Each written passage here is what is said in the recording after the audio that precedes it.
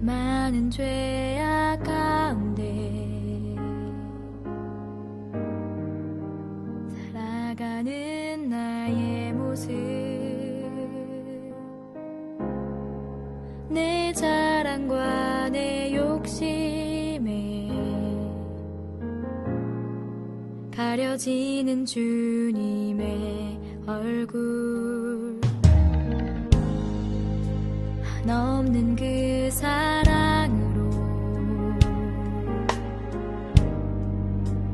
우리 죄를 사하시고 고쳐낫게 하시는 주님이 내게 손 내미시며 말씀하시는. 누가복음 9장 10절, 사도들이 돌아와 자기들이 행한 모든 것을 예수께 주니 데리시고 따로 벳세다라는 고을로 떠나가셨으나 무리가 알고 따라왔거늘 예수께서 그들을 영접하사 하나님 나라 일을 이야기하시며 병 고칠 자들은 고치시더라. 예수님을 많은 무리가 따라옵니다. 따라오는데 예수님께서 그들을 영접하죠. 예수님은 능력이 있으신 분이고 권위가 있으신 분이며 하나님의 아들인데 사람을 영접해 준다라는 것은 사람으로 볼 때는 큰 축복이죠. 권위와 능력이 있는 사람을 사람이 대접하고 섬겨야 되는데 주님께서 영접해 줍니다. 그리고 예수님께서 평소에 하시던 대로 그들에게 말씀을 나누시는데 하나님 나라의 일을 이야기하셨더라라고 되어 있어요. 예수님의 설교의 핵심, 예수님의 가르침의 핵심은 언제나 하나님의 나라입니다. 천국이죠. 천국에 대한 관심이 예수님 제일 많아요. 왜냐하면 이 땅의 삶의 모습은 육신의 만족과 안목의 눈의 만족과 일생의 자랑과 여러 가지를 가지고 간다 할지라도 그 모든 것들이 세월의 흐름에 따라서 바뀌고 변화가 되죠. 그러나 영원한 세계에 대해서는 변하지 않습니다. 또 예수님이 이 땅에 오시기 전에 하나님의 나라에 이미 계셨던 분이기 때문에 그 나라에서 어떤 사람이 주님의 나라에 다시 올라오고 어떤 사람이 음부에 빠져서 영원한 고통 가운데 가는가를 다 알아요. 예수님은 그래서 이 땅에 육신적으로 어떤 지혜가 뛰어나서 지식이 뛰어나서 경제력이 있어서 정치적 권력을 가지고 있어서 세상에 많은 사람을 지도하고 권력을 부려서 많은 사람을 휘하에 두어서 종처럼 노래처럼 부리는 사람도 주님 나라 올 수 없다라는 것을 알고 있어요. 주님은 이 땅에 살면서 많은 재정적 부유함을 얻어서 그야말로 부족함이 없이 살았고 그 많은 것들을 누리면서 살았다 할지라도 주님 나라 오지 못한 자가 있다는 걸 주님 아십니다. 그리고 그들이 음부 가운데서 끝없는 고통 가운데 괴로워하고 소리 지르면서 육체가 도살당하는 그런 모습들을 주님 알고 계시죠. 예수님의 설교 관점은 언제나 하나님의 나라에 어떻게 들어갈 수 있는지 아느냐라는 겁니다. 주님 나라 들어가려면 어떻게 해야 되는지 아느냐 이거죠. 그래서 설교의 시작인 마태복음 4장에서도 회개하라 천국이 가까웠느니라 이렇게 설교를 하시고 세리요한 또한 그렇게 설교하시고 예수님도 늘 그렇게 설교하시면서 시간이 나는 대로 하나님의 나라에 대해서 이야기하십니다. 하나님의 나라에 대해서. 그래서 본문에도 예수님께서 무리가 알고 따라왔지만은 그들에게 하나님의 나라의 일을 이야기하시며 병 고칠 자든 고치시더라라고 되어 있어서 하나님의 나라에 대한 말씀을 나누게 됩니다. 그러면 하나님 나라 일이란 무엇인가? 하나님의 나라란 무엇인가? 하나님의 나라. 우리가 제일 하나님의 나라 궁금하죠. 왜냐하면 육을 가지고 사는 사람들은 보이는 육의 세계가 가장 큰 세계인 줄 알아요. 보이지 않는 세계의 영원성은 우리 눈에 보이지 않기 때문에 잘 모릅니다. 중국에는 150m 이상 되는 이 석상이 있다고 그래요. 불상 150m 아주 크고 웅장하다고 하죠. 그런데 그것을 신으로 섬기지만은 그 신조차 눈이 올 때 우산을 못 받쳐 쓰고 있다는 거. 혼자서 우산을 못 받치죠. 눈이 오거나 비가 올 때. 그저 사람이 만든 수공물에 불과해요. 그러나 영원하신 하나님은 보이는 세계가 아닌 보이지 않는 세계에서 하나님의 보좌를 정하시고 그곳에서 보이는 모든 세계를 통치하시되 선을 행하는 자에게 하나님의 사자를 보내서 선을 더 행하게 하시고 악을 행하는 자에게 그 심판을 위해서 사단을 허락하셔서 그 심판 준비를 하십니다. 모든 것은 하나님의 손에서 나게 되는 거죠. 그래서 하나님의 나라를 이야기하시는데 주님 나라에 대한 말씀을 우리가 성경 전체에서 조금씩 살펴본다고 하면 우리도 주님 나라 가는데 훨씬 더 도움이 되리라라고 생각해 봅니다. 먼저 마태복음 16장을 보도록 하겠습니다.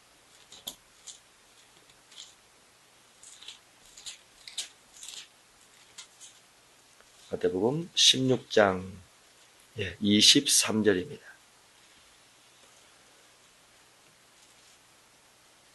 23절 예수께서 돌이키시며 베드로에게 이르시되 사탄아 내 뒤로 물러가라.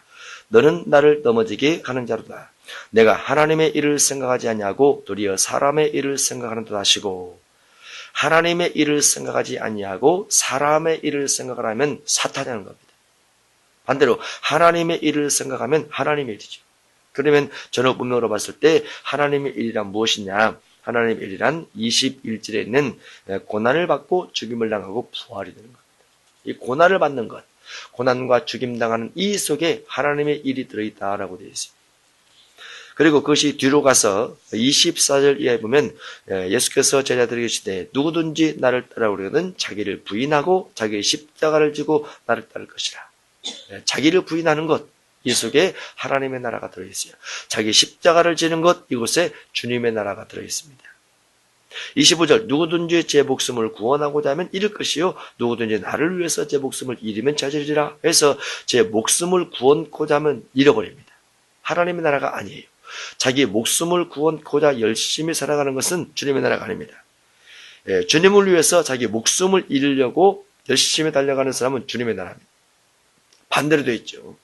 아니 육신을 가지고 있는 사람이 육의 만족도 추구해야 되는데 주님을 위해서 목숨 버리면 잡고 목숨을 위해서 살면 죽고 이렇게 되어 있어요. 주님의 나라는 이 땅에 사는 이치와 반대가 됩니다. 그래서 예수님께서 니고데모를 만났을 때 거듭남에 대해 설명했죠. 어머니 뱃속으로부터 난 것은 육으로 태어난 것이요 하나님께서 말씀을 주시고 그 말씀을 따라가는 삶, 그 삶은 거듭난 자의 삶인데 세상에서 태어나서 학교 공부를 해서 초등학교, 중학교, 고등학교, 대학을 가서 배워서 그 어떤 지식 가지고 자라가는 것은 육신의 삶이에요. 성경을 배워서 성경 속에 있는 내용 따라 살아가는 삶, 그것이 영적인 삶입니다. 거듭난 자의 삶이죠. 그게 거듭난 자의 삶은 육신을 가진 사람이 이해할 수 없다라고 되어 있습니다. 그런데 거듭난 자의 삶 속에 무엇이 있습니까? 그들은 육의 목적으로 살지 않고 주님을 위해서 어떻게 하면 잘 죽을까 이 목적으로 살아가죠. 그래서 그런 사람들은 하나님 나라의 일을 하고 있다 이렇게 볼 수 있죠. 26절 사람이 만일 온 천하를 얻고도 제 목숨을 잃으면 무엇이 유익하리요? 사람이 무엇을 주고 제 목숨과 바꾸겠느냐 해서 육신적인 것을 다 얻는다 할지라도 결국 운명하면서 아무것도 가지고 가지 못하기 때문에 그것은 유익되지 못하더라 라고 되어 있죠. 유익된 것은 주님을 위해서 목숨을 버리는 것이다 이렇게 볼 수 있습니다. 주님의 나라, 주님의 나라에 대해서 더 명확하게는 계시록에 되어 있습니다. 주님의 나라는 이런 나라다라고 되어 있죠. 물론 이사야 11장이나 이사야 65장 같은 경우도 그런 부분이 있습니다. 하나님의 나라는 모형이 되어 있습니다. 그런데 계시록 보면 이런 부분이 우리가 알 수 있을 만큼 충분히 기록이 되어 있습니다. 계시록 7장입니다. 계시록 7장 15절입니다. 15절, 16절, 17절 하나님의 나라 모습입니다.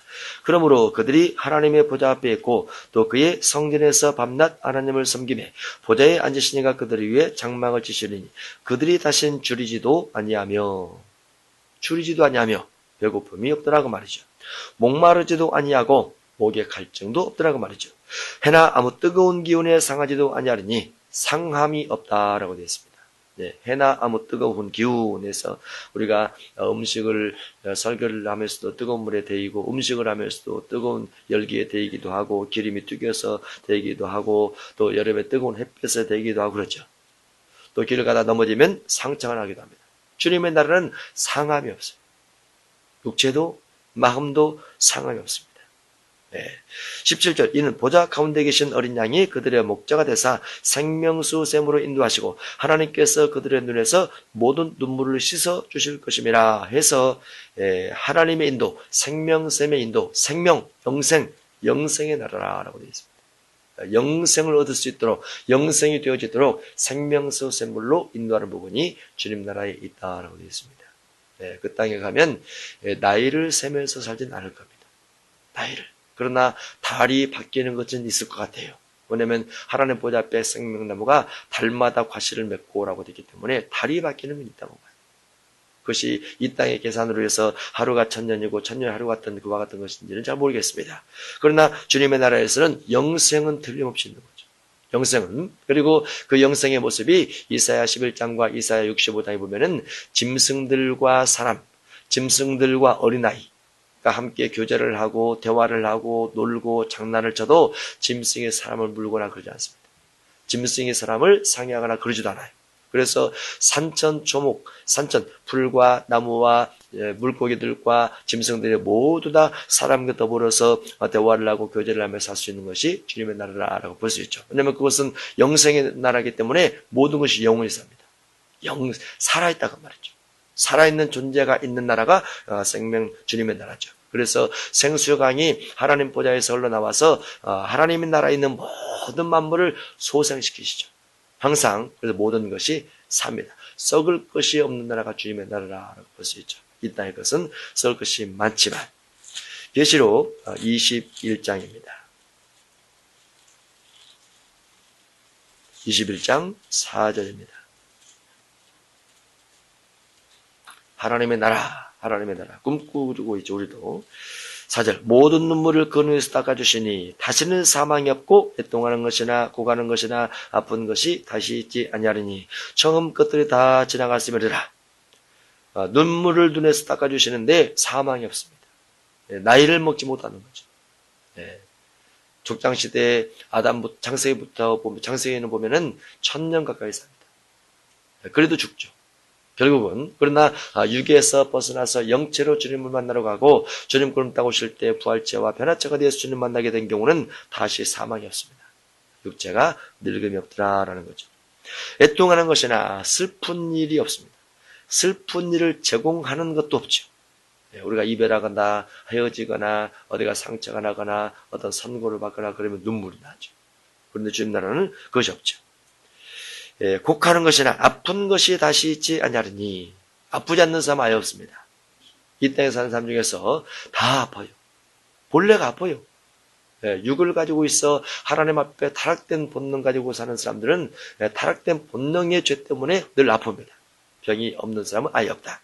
정도 차이만 있을 뿐. 그러나 주님의 나라는 질병 자체가 없다 라고 되어 있어요. 만물이 다 삽니다. 계시록 22장에도 22장 3절에 되어 있습니다.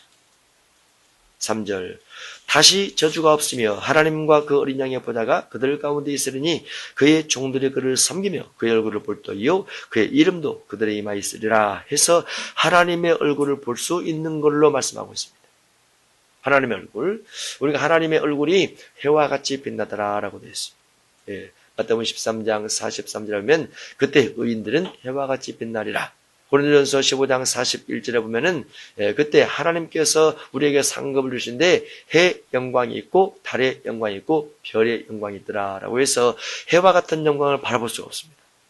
너무나 빛이 나기 때문에 그렇지만은 계시록 22장에 보면은 그의 얼굴을 볼 터이요라고 되어 있어요. 높은 자가 해와 같이 빛나는 자가 스스로 빛을 낮추시고 우리를 만나주시면 우리가 만날 수 있죠. 우리가 그분을 볼 수 없지만은 얼굴 볼 때요. 그의 이름도 그들의 이마에 있으리라. 그래서 우리 이마에 주님의 이름이 다 붙어 있습니다. 붙어 있다라는 것은 너는 내 것이라 그 말이죠. 너는 내 것이라. 우리가 주님의 소유입니다. 이런 주님의 나라의 모습이 있어요. 그리고 그 주님의 나라는 주님께서 우리에게 여러 가지 상을 주십니다. 이 땅에서 수고하고 힘쓰고 애쓴 것에 대한 상들이 준비가 되어 있죠. 준비가 되는데 어떤 사람은 많이 받고 어떤 사람은 조금 받겠죠. 요한복음 14장 1절에 보면 내가 너희를 위해서 처소를 예배하러 가노니 내가 너희를 위해서 거처를 예배하러 가노니 거처가 상급입니다. 거처가 상급인데 이 땅에서 주님의 일을 한 것에 대한 상급으로 주어지는 거죠. 근데 누구나 주님 나라면 다 준다. 그건 아닙니다. 십자가 강도 같은 경우는 주님을 만나기 전에는 여러 가지 악한 일을 많이 했고 불의한 일, 국가 공인 죄인이지만은 주님 만나고 주님을 영접하고 제가 죄인임을 알게 됐어요. 주님 앞에 의탁을 합니다. 내 영혼을 구원해 주옵소서. 주님께서 네가 오늘 나와 함께 낙원에 있으리라. 구원시켜 주십니다. 그런데 십자가의 강도는 한 일이 없어요. 주님을 영접하면서 한 일이 없습니다. 구원을 받게 되지만은, 그래서 주님의 나라에 상급이 없다 볼 수 있죠. 거쳐가는 겁니다. 주님 나라에 가긴 하지만은. 그러나 또 마태복음 5장 10절에 너를 위해서 박해를 받은 사람 복이 있나니 하늘에서 너희 상이 큼이라. 우리가 기록이 되어 있어요. 또 마태복음 5장 17절 이하에 보면은 주님의 말씀을 듣고 말씀 따라 살면서 가르치는 사람은 하늘의 상이 크지만 말씀을 듣기만 하고 살면서 가르치지 않는 사람은 하늘에서 지극히 작다 이렇게 그런 말들이라. 그래서 하나님의 나라가 이렇게 구분되는 부분도 있습니다. 큰 자가 있고 지극히 작은 자가 있더라 이렇게 되어 있죠. 그래서 주님의 나라는 그 눈물도 없고 저주도 없고 상함도 없고 다 그러지만은 그 땅에서 받는 상급들은 따로 있더라 이렇게 볼 수 있죠. 예수님의 관심은 늘 누가 어떻게 해서 그 아름다운 나라, 멋진 나라, 눈물과 탄식이 없는 나라, 슬픔과 곡함이 없는 나라에 갈 수 있을까라고 하면서 하나님의 나라를 주제 삼아서 늘 대화를 하십니다. 그리고 병 고칠 자들은 고치시더라라고 되어 있습니다. 누가복음 9장 12절입니다. 날이 저물어가며 12사도가 나와 있자오되 무리를 보내어 두루 마을과 전으로 가서 유하며 먹을 것을 얻게 하소서. 우리가 있는 여기는 빈들입니다. 예수께서 이르시되 너희가 먹을 것을 주라 하시니 여짜오되 우리에게 떡 5개와 물고기 2마리밖에 없으니 이 모든 사람을 위하여 먹을 것을 사지 않냐고는 할 수 없사옵나이다 하니. 예수님의 제자들은 예수님과 음식에 대해서 대화를 나누면서 현실적입니다. 보리떡 5개와 물고기 2마리밖에 없습니다. 우리가 주 앞에 믿음으로 구한다라는 것은 현실을 놓고 기도하는 것은 아닙니다. 하나님 앞에 우리가 기도하는 제목들은 비전 기도죠. 믿음 기도입니다. 꿈에 대한 기도입니다. 꿈에 대한 거. 현실이 이러하니 하나님께서 이거 가지고 여러 가지 일을 할 수 있지 않을까요? 믿음의 기도는 미래를 바라보는 거죠. 예수님의 제자들은 예수님과 대화를 하면서 보리떡 5개와 물고기 2마리 이거밖에 없으니 어떻게 먹을 수 있을까요? 이 생각을 하게 되죠. 어떻게 먹을 수 있을까요? 예수님이 제자들을 향해서 시험을 해보시는 겁니다. 시험을 해보시고 예수님의 제자들이 현실주의적인 모습을 갖고 있다 할지라도 예수님은 안 그래요. 예수님은 아버지를 생각합니다. 믿음이란 현실을 바라보는 것은 믿음이 아니에요. 오히려 현실을 바라볼수록 믿음이 꺼집니다. 현실을 생각할수록 마음이 불안해집니다. 현실을 생각할수록 마음의 염려가 더 많아져요. 주님을 생각하면 모든 것이 그 속에 다 들어가게 되죠. 그래서 주님을 얼마나 정확하신 주님으로, 주님을 얼마나 기적적인 주님으로 정확하게 생각하느냐에 따라서 하나님께서 우리의 삶을 끌어가신다라고 볼 수 있어요. 우리의 삶의 목적은 내가 아닙니다. 우리의 삶의 미래도 내가 아니에요. 물론 우리가 현실적으로 노력하고 힘쓰고 애써야 될 6일 동안 최선을 다해 살아가는 건 필요합니다. 그러나 그 모든 일을 이루는 분이 주님이라는 것을 더 생각을 더 많이 하셔야 돼요. 우리가 현실을 더 많이 바라보면서 내 현실에 대한 기도를 많이 주 앞에 아뢰면서 주님의 전능하심, 주님의 전지하심, 주님의 이적 베푸심의 역사 이와 같은 것들을 망각할 때 많이 있어요. 그러면 주님이 우리의 믿음 따라 일을 못 하십니다. 그런 믿음을 가지고 있습니다. 성경 안에서 예수님이 일으키신 많은 일들을 생각하면서 그분에게는 모든 것이 가능하다 하고 그분을 바라보고 자꾸 내 삶을 아뢰고 내 마음의 부담을 내려놔야 돼요. 그리고 의심 없이 두려움 없이 염려 없이 부정적으로 생각하지 않고 저 앞에 계속 아뢰는 거죠. 그러면 내 마음속에 믿음이 생겨요. 믿음. 그러면 그 믿음을 가지고 주께서 일을 하십니다. 내 믿음도 들지어다.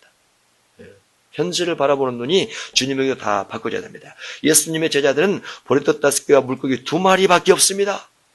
이 생각이 더 많은 거죠. 예수님의 생각에는 이것을 아버지께 드리면 아버지께서 보리떡 5개를 50개, 500개, 5000개, 5만 개 만들어주고 주님을 바라보는 거죠.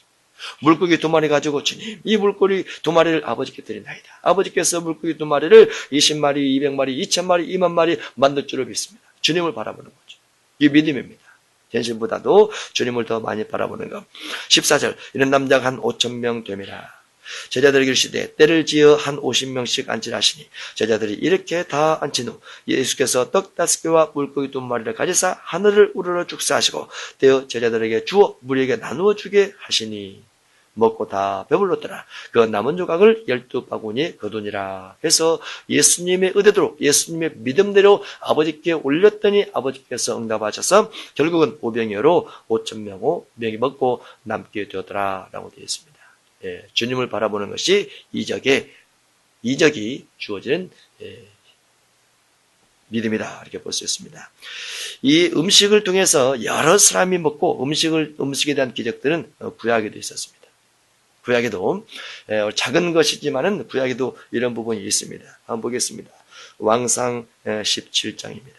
여러분의 삶에서도 이런 부분을 체험할 수도 있으리라고 봐요. 왕상 17장입니다.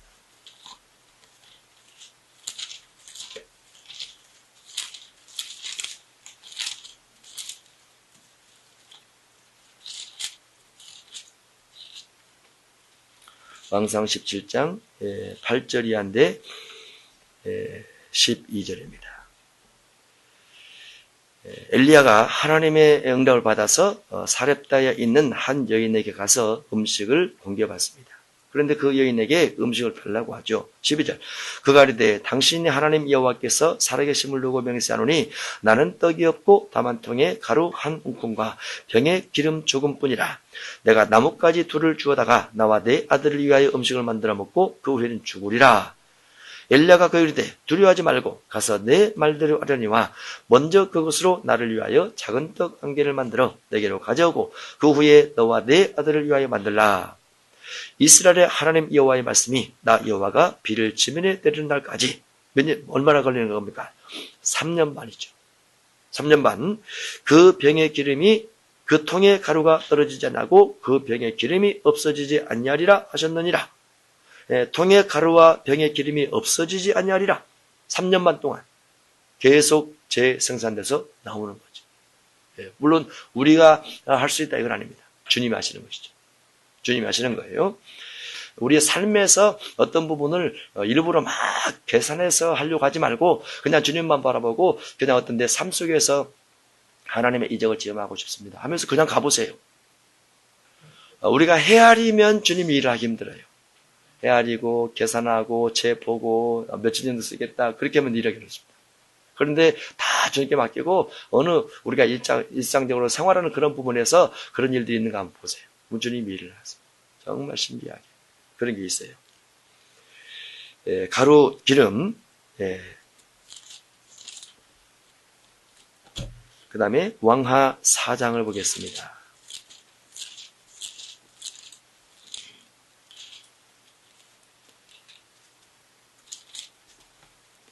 왕하 4장 1절입니다. 일부러 체험하려면 그런 부분이 안 될 수가 있어요. 그런데 그냥 삶에서 주를 믿고 그냥 가는데 가다 보면 그것이 아닌데 이상하네. 벌써 떨어질 때 됐는데 이런 생각이 들 때가 있죠. 왕하 4장 1절 선지자의 제자들의 아내 중에 한 여인이 엘리사에게 부르짖어 이르되 당신의 종 나의 남편이 이미 죽었는데 당신의 종이 여호와를 경외한 줄은 당신이 아시는 바니이다. 이제 빚준 사람이 와서 나의 두 아이를 데려가 그의 종을 삼고자 하나이다 하니 1절의 내용을 보면은 선지자의 제자들의 아내 중에 한 여인이 왔는데 그 선지자의 제자들 중에 한 사람이 주님을 섬길 때 헌신적으로 섬겼어요. 얼만큼 섬겼느냐? 내용으로 보면은 하나님을 정말로 경외를 해서 빚을 다 지면서 주님을 섬겼습니다. 그러니까 대출을 받아서 주님을 섬긴 거죠. 그렇게 2절 엘리사가 그에게 이르되 내가 너를 위하여 뭐 어떻게 하랴? 내 집에 무엇이 있는지 내게 말하라. 그가 이르되 계집종의 집에 기름 한 그릇 외에는 아무것도 없나이다니 이르되 너는 밖에 나가서 모든 이웃에게 그릇을 빌리라. 빈 그릇을 빌리되 조금 빌리지 말고 너는 내 두 아들과 함께 들어가서 문을 닫고 그 모든 그릇에 기름을 부어서 차는 대로 옮겨 놓으라 하라. 여인이 물러가서 그의 두 아들과 함께 문을 닫은 후에 그들은 그릇을 그에게로 가져오고 그는 부었더니 그릇에 다 찬지라. 부었죠. 하여간 그릇 하나 가지고 부었는데 빌려온 그릇을 다 부었어요. 다 부었습니다. 다 채워졌어요. 할렐루야. 우리도 그렇게 되면 얼마나 좋을까요? 주님만 바라보는 거죠. 그릇 바라보지 말고 주님만 바라보고 계속 붓는 거죠. 계속 붓는 거죠. 그리고 다 채워졌어요. 다시 한지라 여인이 아들에게 이르되 또 그릇을 내게로 가져오라 하니 아들이 이르되 다른 그릇이 없나이다 하니 기름이 곧 그쳤더라. 그래서 그들이 생활할 수 있는 것까지 싹 채워주고 기름이 그치게 됩니다. 하나님이 역사하신 것이죠. 예수님께서 오병이어를 통해서 5,000명 먹이고 남는 것과 같습니다. 남는 것 같아요. 그런 현상들이 구약에도 있었더라라고 되어 있습니다. 4장 42절 읽어보겠습니다. 왕하 4장 42절. 한 사람이 바알 살리사이드부터 와서 저금 만든 떡 곧 보리떡 20개와 또 자루에 담은 채소를 하나님의 사람에게 드린지라. 그가 이르되 무리에게 주어 먹게 하라. 그 사환이 이르되 내가 어찌 이것을 100명에게 주겠나이까 하나. 엘리사는 또 이르되 무리에게 주어 먹게 하라. 여호와의 말씀이 그들이 먹고 남으리라 하셨느니라. 그가 그들 앞에 주었더니 여호와께서 말씀하신 대로 먹고 남았더라. 20명분 가지고 몇 명이 먹었어요? 100명이 먹는 거죠. 20명분 채소 가지고. 그런데 주님의 계산법은 20명분 가지고 쪼개서 배고프듯이 조금 먹는 것이 아니고 배불리게 먹습니다. 하나님이 기적을 일으키시는 거죠. 기적을 일으키시는 거예요. 삶 속에 우리의 일상적인 삶 속에 하나님의 기적이 얼마든지 있다는 거. 다만 그와 같은 믿음을 간직한 자에게 주께서 일을 하신다는 거. 삶에서 생활에서 그저 자녀를 교육하면서 집에서 일을 하면서 사업장에서 일을 하면서 얼마든지 주님을 체험할 수 있어요. 그 대신 주님이 그런 주님이라는 것을 믿어야 됩니다. 물론 주님께서 우리에게 노력을 요구하시기도 했습니다. 노력하고 힘쓰고 애쓰고 최선을 다하고 그런 부분을 요구하기도 합니다. 그렇지만은 그 이상의 하나님이 계세요. 이적과 기적을 베푸시는 하나님이 계십니다. 천사들의 세계는 우리가 생각하는 훨씬 더 높은 차원의 세계에 있는 거죠. 우리가 생각하고 예측하고 예상하는 것보다도 훨씬 더 많은 이적과 기적들을 일으킬 수 있어요. 근데 그분들이 또 하나님의 명을 받아서 어떤 일을 할 때 무엇을 통로 삼아서 일을 하느냐? 우리의 믿음을 통로 삼아서 일을 하세요. 그래서 우리가 우리 마음속에 최선을 다한 삶도 필요하지만은 이적에 대한 꿈꾸는 삶도 꼭 필요합니다. 기적을 주옵소서. 삶의 하나님의 기적을 체험케 하옵소서. 나그네를 대접했는데 천사가 다녀가게 하옵소서.